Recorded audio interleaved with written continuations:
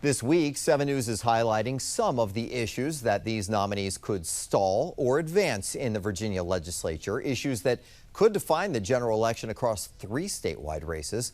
7 News sister station in Lynchburg sat down with the lieutenant governor nominees, and here are their positions on getting rid of Virginia's infamous car tax. You, among other candidates, are in favor of doing away with that, yet money raised from that tax goes towards cities, towns, counties. Your campaign says government should do less with less.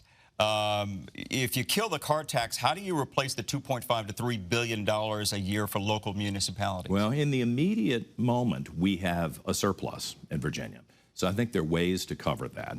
Secondarily, I do think the localities are going to have to come up with other ways to decide whether they want to fully fund the budget that they have established. But look, I have to be the one person in Virginia who tells you to your face what's true. Everything you have been told is a lie. This government cannot continue to function with the growth rate that it's on. You know, take education. We all care about education. We're now spending $21 billion a year on education. $21 billion. That is double what we were spending just 5 or 6 years ago. And my opponent wants to spend another $6 billion. Now, it's, you know, politicians talk about it. It's horrible to talk about changing education because everybody's for education. But there needs to be some sobriety in the room to say we can't keep growing these budgets endlessly. And I don't understand why a lot of folks can't look at a ledger sheet and see that we're in trouble, especially the state government, which has a balanced budget, but is predicated on federal money being in the pipeline. And when things go wrong in Washington, or if there are cuts in Washington, guess what? We're going to have to make some tough decisions. I think you want someone like me making those tough decisions. I'll be responsible, I'll be reasonable, and I'll be fair. That was Republican nominee John Reid. Now here is Democratic nominee for Lieutenant Governor Ghazala Hashmi's response to that question. Are you saying, wait a minute, not so fast on this one? Well, this has been tried before in Virginia, and one thing we know is that removing the car tax leaves a huge deficit in our budget. And of course, we want to provide relief, especially to our hardworking Virginia families.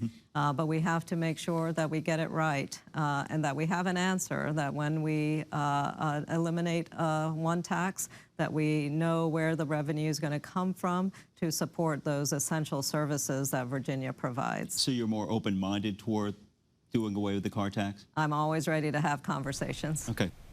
All right, joining me now to discuss the contrast between these 2 nominees is Dr. Kara Ong-Whaley, Executive Director of Better Choices for Democracy, and she currently teaches in the Department of Politics at the University of Virginia, and political science professor Gary Nordlinger from George Washington University, who is in studio with me now. Kara, beginning with you, Reid argues that the car tax can be eliminated using the state surplus and by forcing localities to make some tough decisions. How sustainable is that approach, especially if that surplus disappears? Well, look, what I do know is that the car tax relief is popular among voters, but it's also contingent. They really like the idea of relief, but they dislike some of the holes that it's going to leave in budgets, particularly when it's going to impact education. I do think to the extent that the candidates can relay specifics and feasibility, it will relay competence, which is really a key trait when we're talking about these down ballot races like lieutenant governor and attorney general in this case. But on this issue, you know, it really folds under cost of living, and targeted relief that won't jeopardize schools or healthcare or anything like that is going to do much better than any sort of sweeping cuts. But I think it does remain to be seen, you know, what impact that it will have. Gary, Hashmi warns of deficits and stresses the need for a replacement revenue stream. Is that realistic for replacing the $2.5 to $3 billion that is generated by that car tax? Listen, in a state the size of the Commonwealth of Virginia, that's not that huge a number to make up. But the question is, how are you going to make it up? I've never seen any, I've seen polling where people, you know, say, would you like to see the car tax removed? Big majorities say yes. But I've never seen polling that compares it, where it says, would you like to see your car tax done away and your property tax raised instead. I've never seen this kind of trade-off polling on that issue. This is not, I mean, you both chuckled when we brought up this topic. This is not a new one. It is very popular politically to talk about. Why is it fiscally so difficult for politicians to follow through on this one? Well, Governor... Well, I think it's... Oh, go ahead, Kara. No, go ahead, Gary. Well, Governor Gilmore was determined. He ran on that campaign, and he actually flipped the Virginia legislature Republican on that one issue.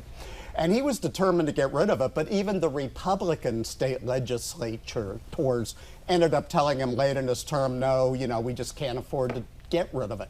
So we've had it ever since, but this is something we've been talking about since, 1993 or whenever Governor Gilmore was running. Kara, is it ever going to happen?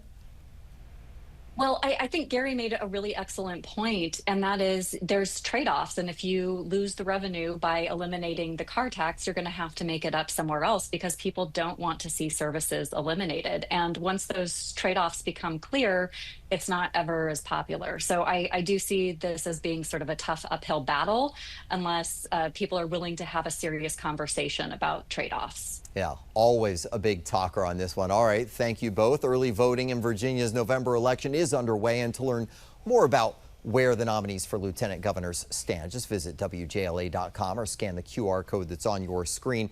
Now, tomorrow at 5 o'clock, our panel will break down the nominees' positions on the impact of all those federal cuts to Virginia's economy.